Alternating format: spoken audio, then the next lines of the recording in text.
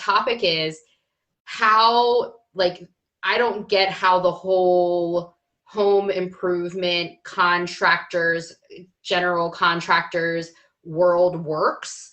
I don't understand it. I'd like to understand it. I'd love to gain some insight.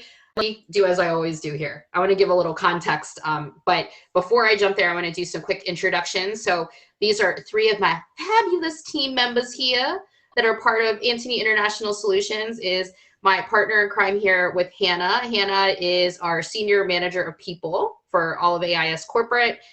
We've got Brittany. She's one of our team leaders here for Flex Recruiting. She's also a Flex recruiter, and she also helps with social media. So she gets to wear many, many hats as well. And then we've also got Tyler here, who is in our junior recruiter development program, is an up and comer here, learning all of our processes. So I always like to grab everybody from the team gently but forcibly and have them join us. So those are quick intros here. But, again, just giving some context to this topic is I have been living deep in home renovation mode since we bought what I consider to be a fixer-upper back in 2017. I dabbled a little bit in my previous home to this one, but this one we bought kind of knowing it was going to be a fixer-upper, and ultimately is going to be a 6-phase renovation to get it to its ultimate finished product when it's all said and done. So I tackled phase 1, 2, and then my husband really tackled phase 3 of what we've completed out of the 6 already. We tackled them as basically being the general contractors. So we've actually lived on that side of the world in terms of having to hire tradesmen, deal with people not showing up, deal with people trying to overcharge us, deal with purchasing our own materials, figuring out what labor should be and how much to pay it. So my husband and I have been deep in this muck now for how many years? For 5 years. We took occasional 6 months breaks here and there between things, and we literally just completed demo for phase 4 yesterday. So, we've been living in the deep hell that can be to be a general contractor. However, the part that baffles me, and maybe this is the part hopefully you guys can help me gain some understanding, is as a business owner myself who runs a company that's based on contract professional services, right? We have scope of work that we provide to our clients. We have agreements that we have in place from a contract agreement. We have production-based roles that have to be performed, that have to have tangible outcomes. And when I put together a cost for that and I put together a scope of work, it's with the understanding that me as the service provider and them as my customer who's paying us, it is my responsibility to make sure that we get the job done, right? It's never never in a million years would I go back to one of my clients and be like, well, I just wanted to let you know, we've been dealing with half of the team has had COVID for the last month, and it's been really hard to hire people, and there was snow, and, and there was this unexpected problem that came up, and, customer, we had all of these issues that came up, so you're going to have to pay more money. I'm not going to finish my job unless you pay me more money. It would never in a million years cross my mind to ever do that to one of my clients. As a matter of fact, this team here can nod it profusely and say it's quite the opposite. If we have failed for any reason whatsoever to not deliver, we eat that cost. I eat that cost. So if we've already put hours and hours and I paid for hours and hours of labor and the job doesn't get done, I eat that cost and I take accountability for it as the business owner in that situation. And again, I work in contracting. I give scope of work. We have agreements that are put in place. I have to price things out properly in terms of an estimate per se. That's all on me. However, here's the part that baffles me, y'all. And this is the part I just need. Lord help me, Jesus. I need some understanding. Bring clarity to me, please. How is it that in the home improvement, the construction world, that those rules seem to not apply? That it is apparently completely fine for a contractor to give a scope of work, give an estimate on a job, have materials, price all these things out, tout their 20, 25 years, 30 years of experience, and they just know everything. And we're just like, I'm amazing, I'm fantastic. And then if weather or labor issues come up or an unexpected something or another, just all of a sudden, all of their experience just flies out the door, and they come back to you and say, this job's going to cost more money and you're going to have to pay more money or this work's not going to get done. So that's the question at hand that I would love to get some insight and for us to talk about today. So I have many, of course, stories to share about what my experience has been, but I'd love to hear what side Hannah, Tyler, Britt, and then of course, again, folks in the comments, please have experience, and maybe we can gain some understanding from this I don't get it perspective. We're gearing up to do home renovation right now. And I think I would have a hard time eating those costs, especially being that there's nothing material. Let's say there's nothing materially different about the scope of work, or there's nothing material different about the cost of materials because you're quoted that, right? So to me, then why would something change? It's still a deliverable. Like, I would still have to work whatever I need to work to get something done.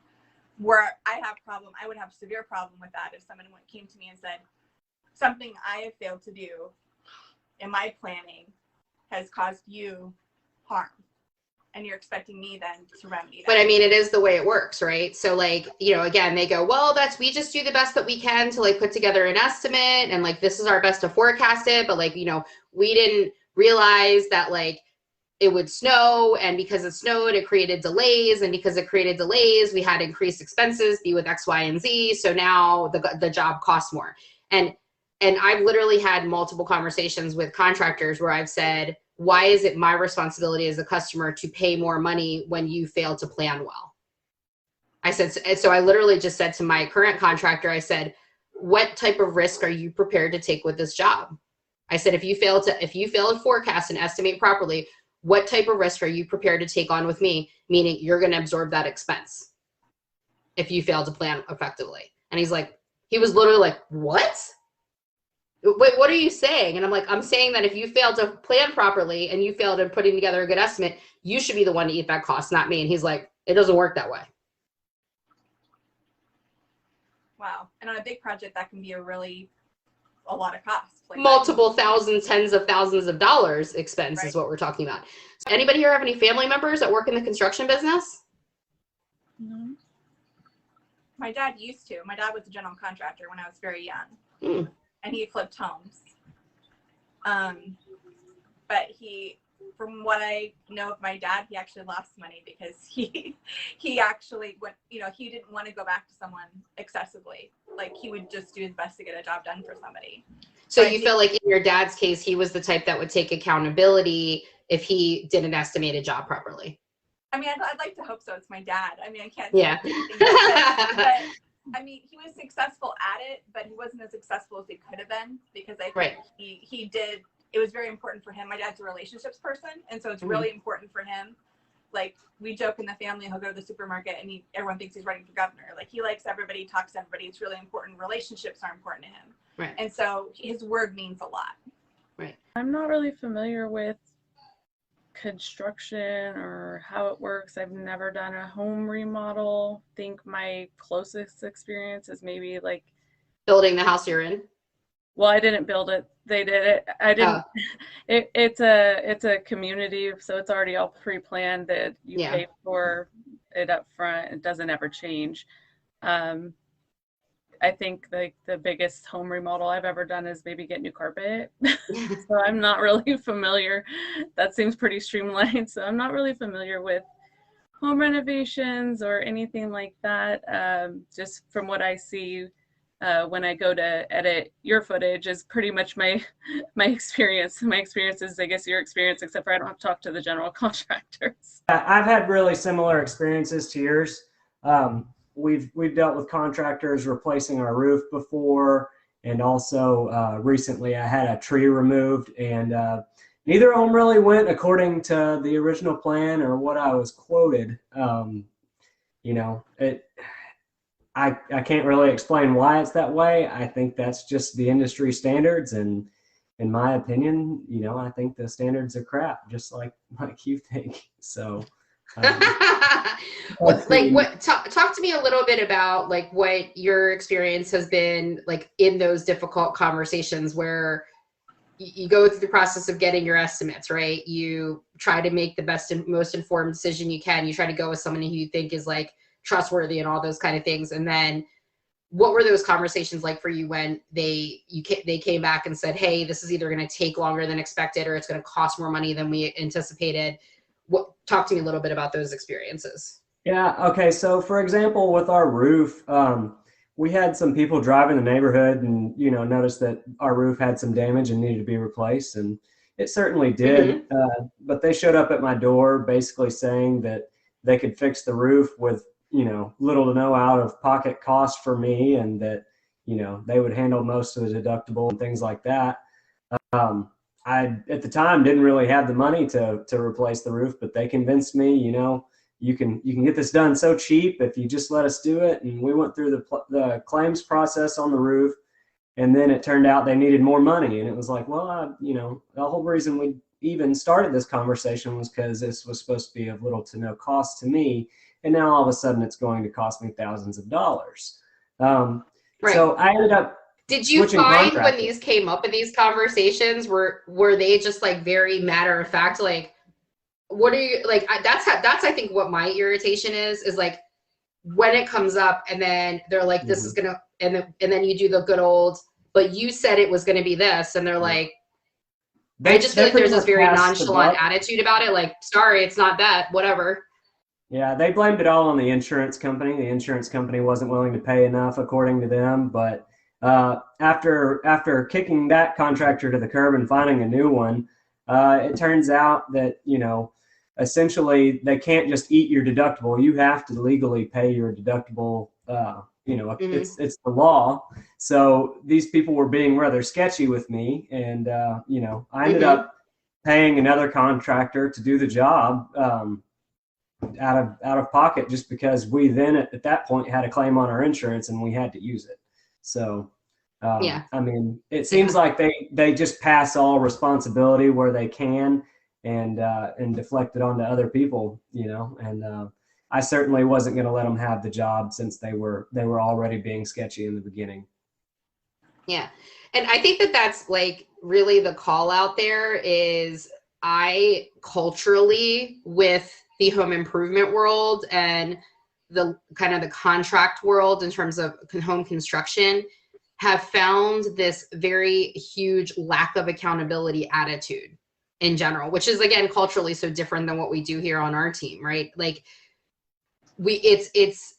everyone else except for the people who are supposed to be like quoting the jobs, doing the jobs, everybody else, including the weather, is to blame for them not to do what they promised to do.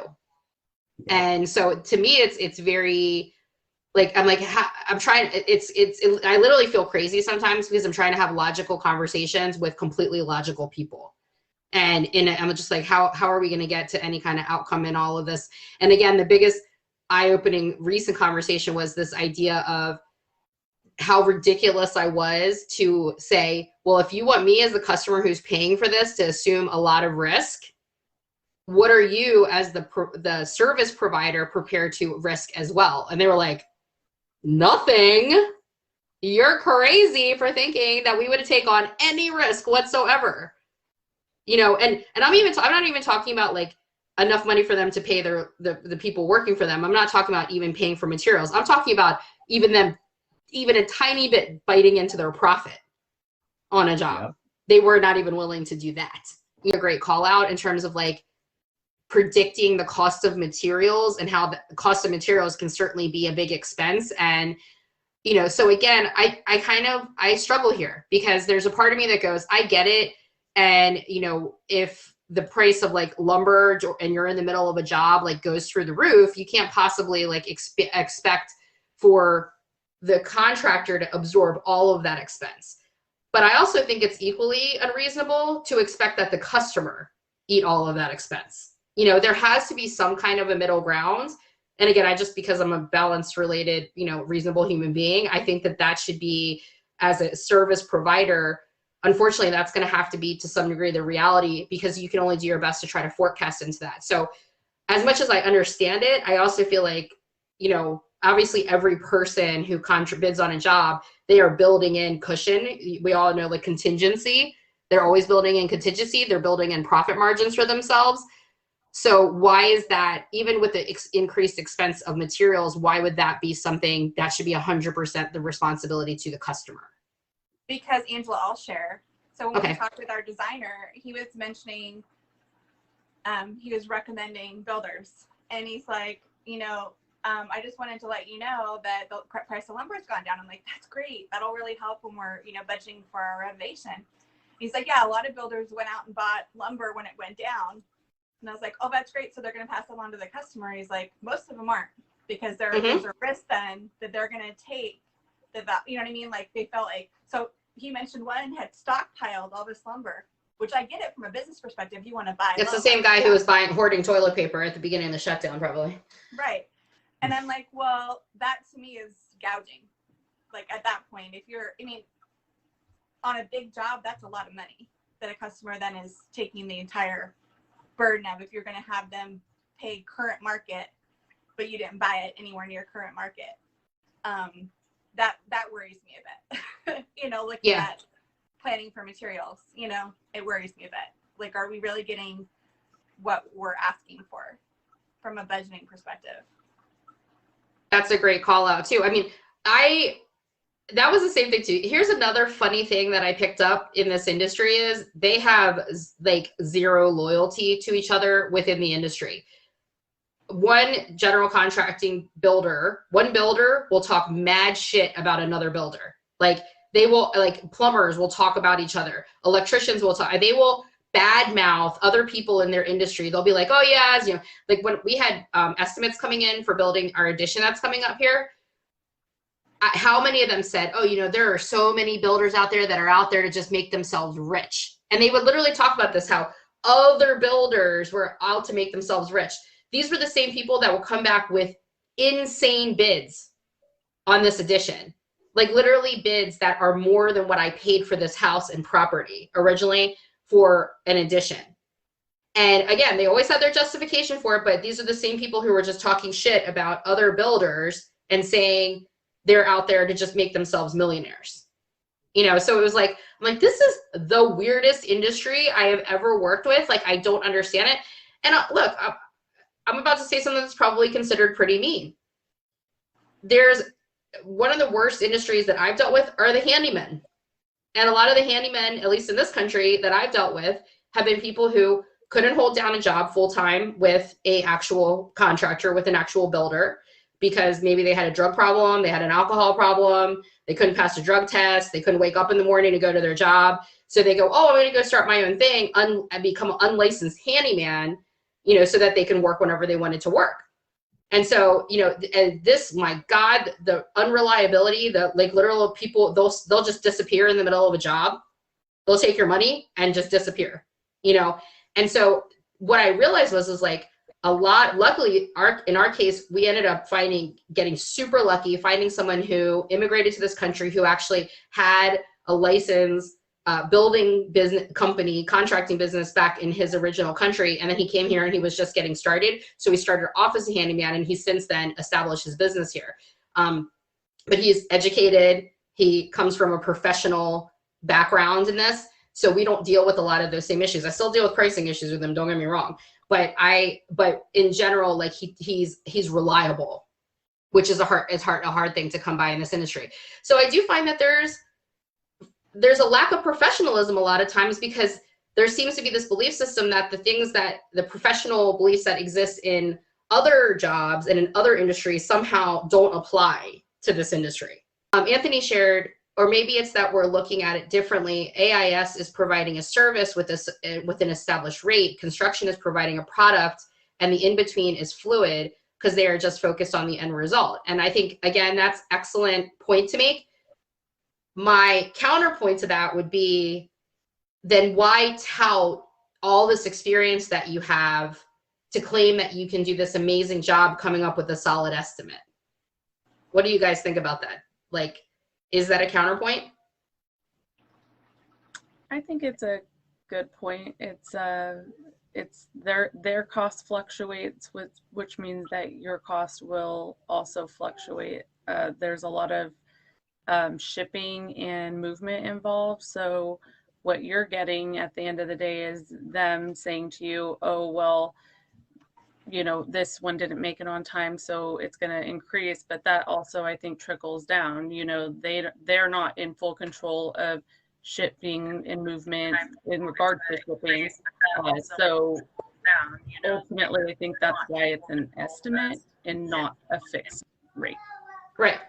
And I get the fluidity piece. Oh, there she is. There's Lisa. Thanks for joining us. I think that fluidity piece, I don't want to like take away from that just being fact, right? Like it is fact that an estimate can be done and the prices of materials can change. I don't want to take away from the fact that there could be other things that come up along the way that could affect a price of a job that was there initially and has somehow gone up since then. But here's my other question. If, let's say that they did an estimate and it ends up being less than what they estimated for. Has anyone here ever experienced a contractor giving money back? Like saying, hey, I estimated this would be $100,000 and the job only actually ended up costing $90,000. So here's $10,000 back, homeowner. Because I've had builders claim that that's what they're going to do. But I've literally never heard anybody have that experience. Has anybody here ever heard of that experience? No. Mm-mm. Right. So to me, again, this is like, it's a total like hypocritical double standard thing, where it's like, okay, so I'm supposed to be responsible as the homeowner and the customer to pay more if your estimate fell short, but you're not responsible for me to give me money back if you were over. So because I talked to a lot of the masonry people that, you're going through, they said because lumber, which is what affects my husband's business, has Right. gone up so much, a lot of people transferred over to what you're having done. And so they're like, some of them are booked out for like 5 years because it's so busy. But the lumber prices, like I know my husband for flooring, literally have gone up like $2 a square foot for unfinished oak wood. Right. And so it's kind of crazy. And that's a big jump. So that's very abnormal. But if he does a job, he's very different and it's not extensive like what you're having done. But Right. if he charges cost, he doesn't mark any materials up, which is bad for him, but good for the consumer, But, Right. but he does discount. In the end, if the floor came back cheaper, he will credit that back. Yeah. Wow. Okay. Yeah. So, I mean, I would venture to say that's pretty unusual. That's probably also the reason that, you've got this multi-generation loyalty happening with customers, because they're doing the right thing. And that really goes a long way. I think in this industry to have people that are like that. I personally have yet to come across that being the situation. Would love to have that be the case in the end. A little bit about like, Lisa, I think you're probably can be the best contributor here about like perspective in the industry, kind of like what we were talking about earlier, because I haven't really got that from the group that's here. And I'd love to gain that perspective is like, why is it acceptable in this industry compared to every other industry on the planet for there to like be this just understood, it's always going to be the customer who's going to have to absorb the expense if the job ends up costing more than what they estimated for. Because again, I can estimate, I do the same thing. We talked about fluidity. Guess what? There's a lot of fluidity in our business too, in terms of cost of labor, in terms of cost of resources, cost of technology, you name it, there is a lot of fluidity in our world too. So yes, we flat rate in terms of like, we have an upfront established rate of cost, but that's still based on my workforce management and me coming up with an estimate of what this is going to be in order for us to still have any kind of profit margin left in the business. And I'm talking any, especially during the COVID year. So help me understand, like, what do you think the perspective is why is it in this industry that there tends to be this perception of they're an exception? I think that, sometimes it's very dependent on what is increasing that cost. If it's a mistake, and like you spoke to earlier of them giving a proper estimate, like if they just assumed guys could get more done than they should and they needed to pay more hours or have more workers, that's on them.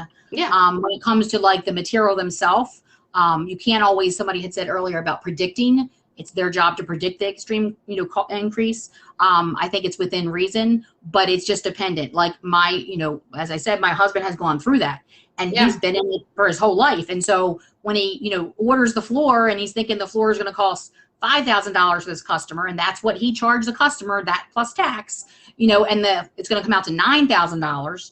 Well, he can't eat that. So but like you said, he has that established relationship for that. Now, of contractors out there who take advantage of the situation and mark it up, and it's not justified, and it just needs to be that communication back and forth. So the perspective is, reviews on the contractors, to know that they are good and they're not scammers or taking advantage of it, because you have to feel like you can trust them. Right. But I think I can see both sides of it with what you've been dealing with that. And then I can see the business side of it for an upstanding contractor that's not a scammer or not taking advantage of it. Yeah.